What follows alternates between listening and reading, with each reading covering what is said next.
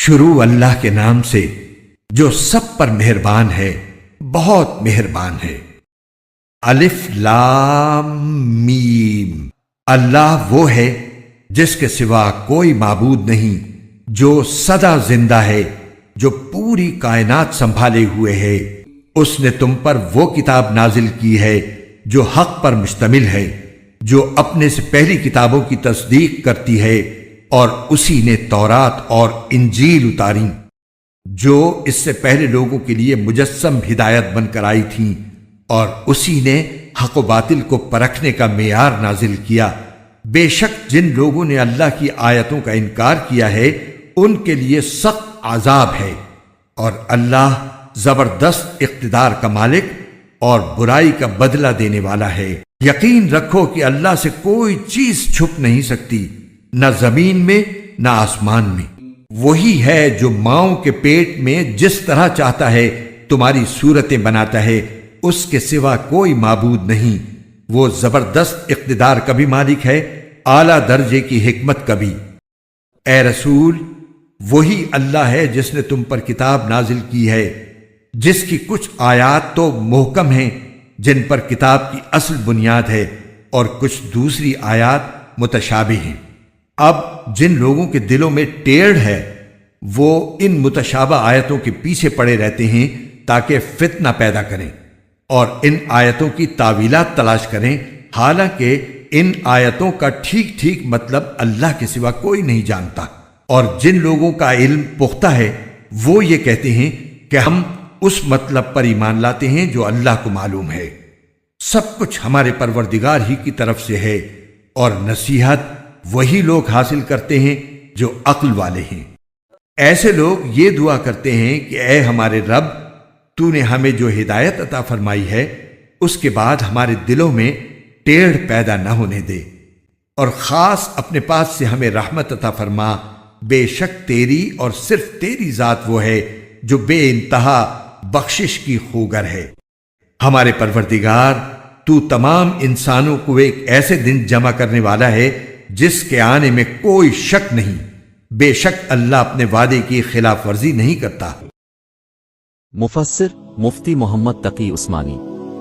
سورت نمبر 3 العمران، آیت نمبر 4۔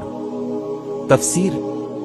یہاں قرآن کریم نے لفظ فرقان استعمال کیا ہے جس کے معنی ہے وہ چیز جو صحیح اور غلط کے درمیان فرق واضح کرنے والی ہو۔ قرآن کریم کا ایک نام فرقان بھی ہے اس لیے کہ وہ حق و باطل کے درمیان امتیاز کرنے والی کتاب ہے۔ چنانچہ بعض مفسرین نے یہاں فرقان سے قرآن ہی مراد لیا ہے، دوسرے مفسرین کا کہنا ہے کہ اس سے مراد معجزات ہیں جو انبیاء کرام کے ہاتھ پر ظاہر کیے گئے اور جنہوں نے ان کی نبوت کا ثبوت فراہم کیا۔ نیز اس لفظ سے وہ تمام دلائل بھی مراد ہو سکتے ہیں جو اللہ تعالیٰ کی وحدانیت پر دلالت کرتے ہیں۔ آیت نمبر 6۔ تفسیر۔ اگر انسان اپنی پیدائش کے مختلف مراحل پر غور کرے کہ وہ ماں کے پیٹ میں کس طرح پرورش پاتا ہے اور کس طرح اس کی صورت دوسرے اربوں انسانوں سے بالکل الگ بنتی ہے کہ کبھی دو آدمی 100% ایک جیسے نہیں ہوتے، تو اسے یہ تسلیم کرنے میں دیر نہ لگے کہ یہ سب کچھ خدائے واحد کی قدرت اور حکمت کے تحت ہو رہا ہے۔ اس آیت میں اس حقیقت کو بیان کر کے اللہ تعالیٰ کے وجود، اس کی وحدانیت اور حکمت کی طرف اشارہ کرنا مقصود ہے۔ اس کے ساتھ اس سے ایک اور پہلو کی وضاحت بھی کی گئی ہے۔ روایات سے معلوم ہوتا ہے کہ ایک مرتبہ شہر نجران کے عیسائیوں کا ایک وفد حضرت کے پاس آیا تھا اور اس نے اپنے عقائد کے بارے میں اب سے گفتگو کی تھی۔ سورۃ العرب کی کئی آیات اسی پس منظر میں نازل ہوئی ہیں۔ اس وفد نے حضرت عیسیٰ کے خدا کا بیٹا ہونے پر یہ دلیل بھی دی تھی کہ وہ بغیر باپ کے پیدا ہوئے تھے۔ یہ آیت اس دلیل کی تردید بھی کر رہی ہے۔ اشارہ یہ کیا گیا ہے کہ ہر شخص کی تخلیق اور صورت گری اللہ تعالیٰ ہی فرماتا ہے، اگرچہ اس نے معمول کا طریقہ یہ بنایا ہے کہ ہر بچہ کسی باپ کے ذریعے پیدا ہوتا ہے، لیکن وہ اس طریقے کا نہ پابند ہے نہ محتاج، لہٰذا وہ جب چاہے جس کو چاہے بغیر باپ کے پیدا کر سکتا ہے، اور اس سے کسی کا خدا یا خدا کا بیٹا ہونا لازم نہیں آتا۔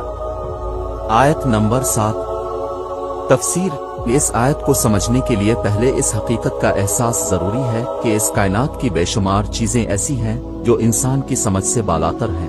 اسی طرح اللہ تعالیٰ کا وجود اور اس کی وحدانیت تو ایک ایسی حقیقت ہے جو ہر انسان اپنی عقل سے معلوم کر سکتا ہے، لیکن اس کی ذات اور صفات کی تفصیلات انسان کی محدود عقل سے ماورا ہے۔